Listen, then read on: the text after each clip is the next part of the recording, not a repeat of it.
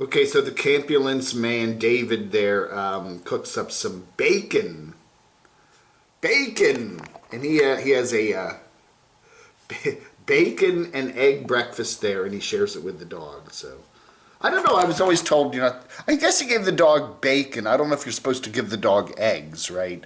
They always say don't give dogs eggs because some dogs don't like, I mean, they eat the eggs, but it doesn't quite agree with them. I don't know if we've heard stories like that. Anyway, he gets a funky smell in his vehicle, and he can't quite figure out what's wrong.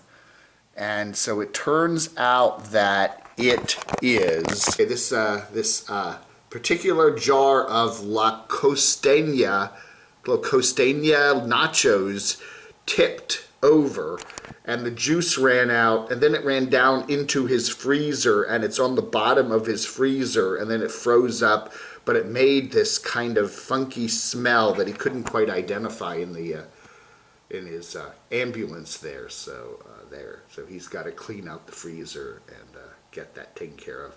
And one thing he does recommend, though, that I don't think this is one of his sponsors, is excuse me, Famous Dave's pickle chips, signature spicy.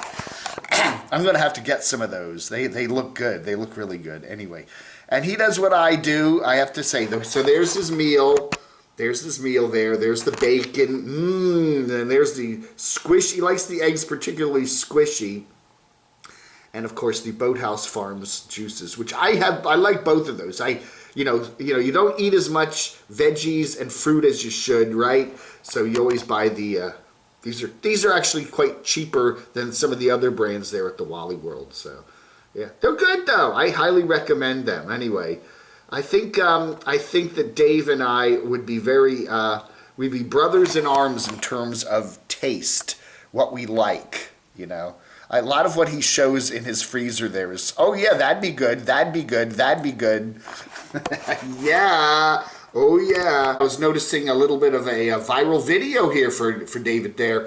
This one here that he did 4 weeks ago, tent camper drives into our camp yelling at me, got 349,000 views. Wow. So that hit the YouTube algorithm. Eating garbage didn't do quite as good, did it? No. Helping someone in need, no. But this one did. Yeah. So anyway, check it out. It's a good view. Now we got a new one here from Samantha R. Olmstead, the flight attendant there who could theoretically help me get upgraded from economy class to first class on my flight Wednesday from Charlotte to Phoenix. I don't know. You think somebody's got connections in, that airline. Anyway, so she's been having a lot of problems with her van. She's down in the DFW area. She was thinking of driving up to Minnesota to visit mom, but she decided not to do that because the van is just so wonky these days. Wouldn't start a couple days ago. She got a mechanic to come look at it. He kind of tightened up all the crap around the battery there. Apparently the wires were loose and corroded and whatever. So that because it wasn't starting right. And then she gets it, and then it's doing it again now. She's out doing things in the Dallas area, and where it's really cold right now. And she couldn't get it started again. And then she jiggles the cables and stuff, and then it starts, and then it doesn't start, and then... So she thinks he messed up her electrical system and what's going on there. So, she needs to find a good mechanic and take her vehicle in and just have that whole battery thingy dingy redone. New battery, all the new cabling. She needs to just get it all done. But anyway, that's the problem, But again, if you don't have all this crap going on, you will not have content. It's not so much content. Breakdowns are content, right? They are. Dave's RV life is down in Florida. He was up in Pennsylvania where he spent the summer. Then he drove down in Betty the Bounder, which is unofficially or officially up for sale. So if somebody wants to buy it, contact Dave. Anyway, Betty's a Class A. Nice old vehicle. But anyway, so he goes down to Florida and he just can't get a campsite. Everything's taken. everything's booked up or they're closed.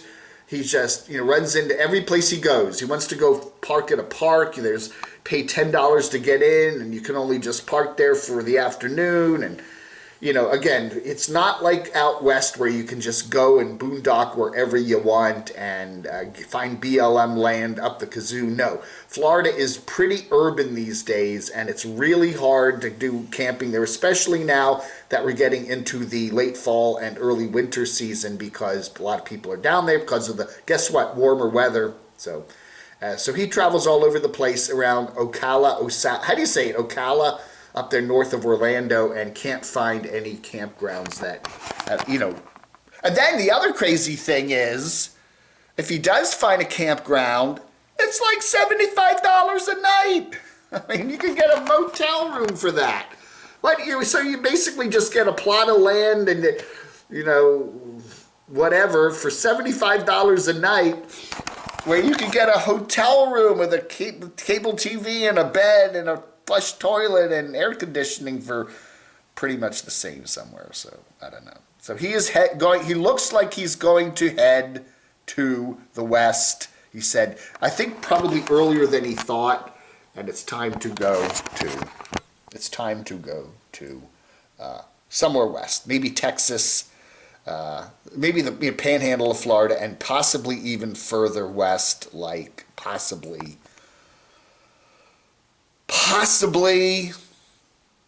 Arizona. Yeah, Carolyn's RV life up there in New England, New York and New England, the peace and love state. Which one is it, Vermont or New Hampshire? Probably Vermont, because that's probably more politically correct for her, right? And anyway, guess who comes from Vermont? Anyway, what else do we have here? For all you, unprepared nomads, here's Lady Bug Out, solo female van life, how to fix a flat tire without a spare. So if you find yourself in the position of having a flat tire, and whoops, I don't have a spare. Whoops, I forgot to put my spare tire. Always have a spare, all right? Anyway, there's lots of different ways. There's gunk you can get to pump in the tire that'll put gunk in there and get you down the road. There's other devices and stuff like that. So very good video here from Lady Bug Out. Also says Dave, been watching Inside Railway, Russian Railways here. Another one of Doc 7 Austin's excellent train rides there in Euro.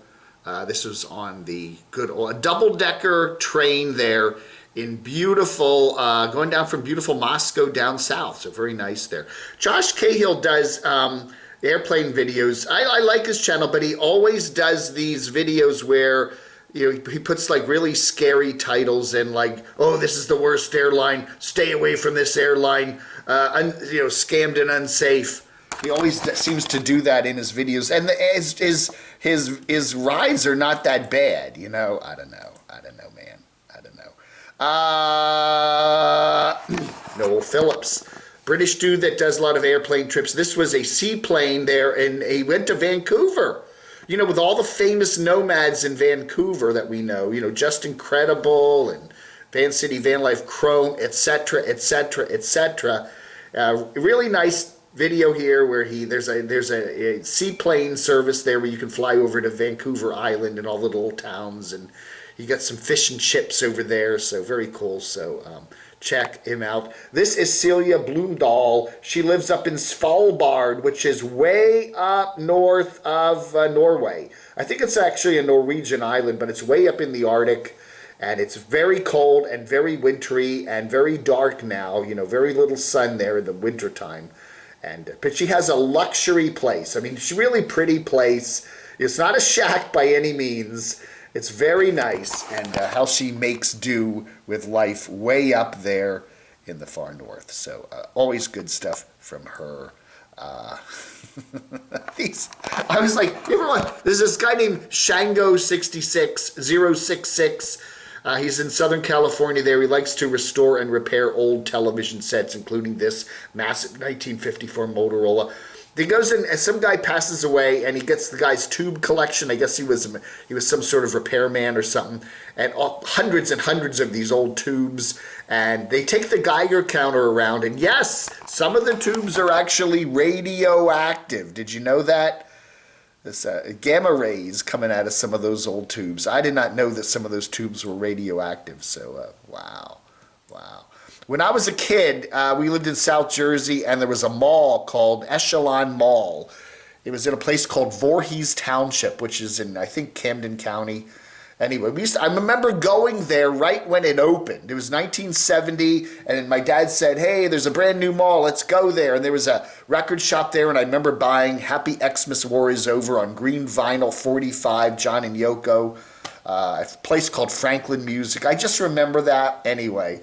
And I always wondered, now, what happened to Echelon Mall? Well, there it is. It's a dead mall. It's now called the Voorhees Town Center. And I checked a bunch of videos out about it. Sal actually does some pretty good. I think he's up in Jersey, Maryland, Delaware, Pennsylvania area. Sal does some very good videos of abandoned malls. And this was very good. And I also watched Game Wired, and I also watched Raw and Retail Video to see what happened to the wonderful Echelon Mall, which is still there partly. Part of it got torn down. They put apartments in, but part of it is still there. So that was good. Yeah, whatever. That's all I got for you this morning. It's Sunday. It's Monday. It's Monday. What day? I don't know what the date is. I don't care what the date is. It is Monday, the 15th. How do you like my shirt? Anyway, yeah, so that's it for this morning. Getting ready for the trip. Going to be heading out to the airport on Wednesday morning for a big trip out to Phoenix. And I'm going to have a lot of fun. We've got a lot of plans. So I will be announcing... Yeah, I'm going to be in courtside probably on Wednesday the 24th. We'll make a little unofficial announcement to all the fine folks up there. I've got quite a few folks that would like to hang out and say hi. So we will do, I'll let them all know where I'll be. A central location somewhere. Maybe the Yacht Club. We're thinking about the Yacht Club if it's open. So I don't know. Hey, thanks for watching. Have a good one. You take care. Don't wear any you-know-what. Vlog on.